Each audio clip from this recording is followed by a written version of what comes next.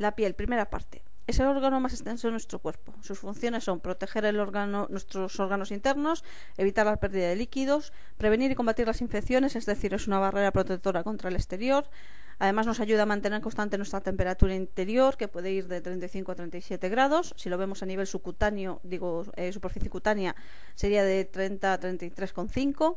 Nos proporciona además información del exterior gracias a los receptores sensoriales, como es la sensación táctil, la térmica y la dolorosa. Filtra los rayos solares, que son fundamentales para la transformación de determinadas sustancias, como son las provitaminas en vitaminas, además de que posee una serie de sustancias que evitan el exceso de absorción de los rayos solares, que hace que dañen las células. Y por último, es un reflejo de problemas o enfermedades internas. Por ejemplo, el color violeta o azulado indica falta de oxígeno o hemorragias superficiales internas, y el color amarillo, por ejemplo, son problemas hepáticos. Partes que forman la piel. Tenemos la epidermis, que es la capa más exterior. Está compuesta a su vez de 5 capas. Capa córnea, que es la que vemos a simple vista, estrato lúcido, estrato granuloso, la capa de Malpigio, que entre otras cosas tiene las células de Langerhans de vigilancia inmunológica cutánea, es decir, es donde se produce la primera respuesta ante una invasión de bacterias. El estrato basal, donde nacen las células y donde se encuentran los melanocitos, que nos protegen de las radiaciones y son los que nos proporcionan color al pelo y a la piel. La dermis, que está formada por un tejido conjuntivo denso y contiene los vasos sanguíneos, los linfocitos, los músculos, por ejemplo, del pelo, las glándulas, los nervios y los folículos pilosos. La hipodermis o tejido subcutáneo, que está formado por tejido conectivo con fibras de colágeno, elastina y células adiposas.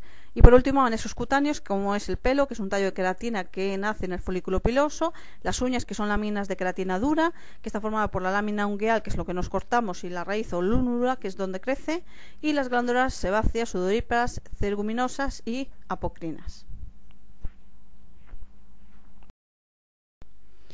¿Cómo se forma la piel? Bien, las células nacen en el estrato basal, que es el más profundo.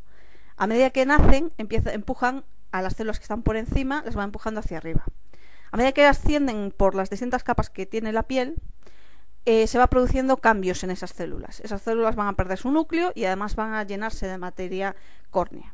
Cuando llegan a la última capa, a la capa más superficial, la que vemos de la epidermis, la capa córnea, entonces se produce la queratinización y además la muerte de la célula.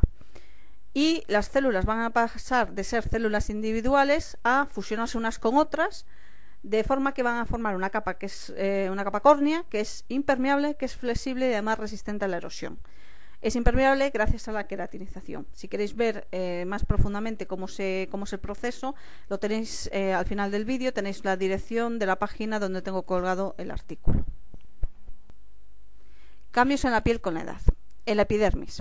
Atrofia de funcionamiento, lo que produce una reducción del grosor. Esto es porque la tasa de renovación de las células es menor que la cantidad de células que vamos perdiendo. Reducción de los melanocitos, lo que provoca manchas, es decir, no vamos a tener la misma cantidad en toda nuestra piel, lo que va a provocar que en unas zonas tengamos más que en otras. Y mayor probabilidad de padecer cáncer de piel, porque al tener menos melanocitos en algunas zonas se va a absorber más rayos solares. Y los rayos solares lo que hacen es que dañan las células y estas mutan en cáncer. Después hay una reducción de las células de Langerhans, que son lo que avisa nuestro sistema inmunitario, es como el primer agente que avisa al sistema inmunitario de que han entrado hongos, bacterias y virus. Al haber menos, significa que es más difícil que las detecten y por lo tanto que las infecciones entrarán más fácilmente. En la dermis hay una atrofia intensa, lo que produce una pérdida de elasticidad, flacidez y arrugas más profundas. Y hay una pérdida de afinidad entre capas, lo que provoca aumento de los hematomas. Afinidad entre capas significa que la dermis y la epidermis no van a estar pegadas y por lo tanto al existir ese hueco, cuando se rompa un capilar, que es más fácil romperse porque ya veréis cómo van a ser, son más débiles, entonces la sangre se cuela entre esas dos capas y por lo tanto vais a ver que los hematomas son mucho más, se extienden mucho más rápidamente. Y la hipodermis va a haber una atrofia del tejido graso de las manos, de los pies y de la cara, lo que va a producir más arrugas, problemas en los pies y problemas en las manos, precisamente por esa pérdida, y una hipertrofia del tamaño del tejido graso en el abdomen y en los muslos, lo que provoca que aumente la grasa corporal en esas zonas y por lo tanto también vaya aumentando el peso. En cuanto a los anexos cutáneos, vamos a producirse una reducción del número y de la densidad de los folículos pilosos, por lo tanto va a haber una caída del cabello, se va a producir una reducción de los melanocitos que tienen las células que forman el pelo, por lo tanto va a haber una aparición de canas, se reducen los tamaños de las glándulas sebáceas, pero a la vez se va a producir también una reducción del sebo, lo que conlleva una sequedad en la piel y en el cabello. Se reduce la producción de sudor, lo que hace que tengamos peor refrigeración de nuestro cuerpo, y como veremos después, también va a producirse un cambio en la emulsión epicutánea por esa reducción del sebo y del sudor. Se va a reducir el grosor y tamaño de la lúnula, es decir, de la raíz de la uña, lo que hace que vayan a crecer más lentamente. En cuanto a los nervios, o sea, la inervación, se reduce el número de terminaciones nerviosas que mandan señales y, por lo tanto, se va a producir una reducción de la sensibilidad en la piel. En la vascularización va a existir unos menos capilares en funcionamiento y van a ser más estrechos, lo que produce una peor regulación de la temperatura y a la vez también se va a producir se va a reducir el grosor de vasos y capilares, con lo que lleva una mayor fragilidad y por lo tanto que existan más roturas, lo que, unido a lo que vimos antes de que existe poca afinidad entre la dermis y la epidermis, hace que se produzcan hematomas de forma frecuente y además mucho más grandes. Resumiendo, una piel más frágil, sensible a los golpes, lenta en cicatrizar, predispuesta al cáncer, propensa a infecciones, con menor temperatura corporal, una peor regulación de la misma, con problemas de alopecia, de fragilidad de uñas, problemas en los pies, manchas en la piel, aparición de canas, etc. Superficie cutánea, estructura y funciones. La superficie cutánea que vemos está formada por tres capas: capa gaseosa, capa emulsionada y córnea. La gaseosa es es el aire que está pegado a nuestra piel y que difiere del aire que nos rodea. Posee una temperatura propia, ya que si hay una temperatura ambiente de 20-21 grados, en el aire que está pegado justo a nuestra piel estará entre 30 y 33,5.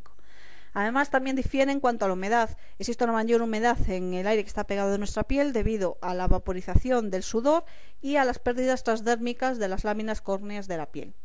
En cuanto a la capa emulsionada, es la mezcla que existe entre el sudor, el sebo o la grasa y las células muertas que desprendemos. Todo eso forma una especie de gel que está lleno de proteínas, de agua, de sales minerales, de glúcidos y de lípidos, y que se llama emulsión epicutánea.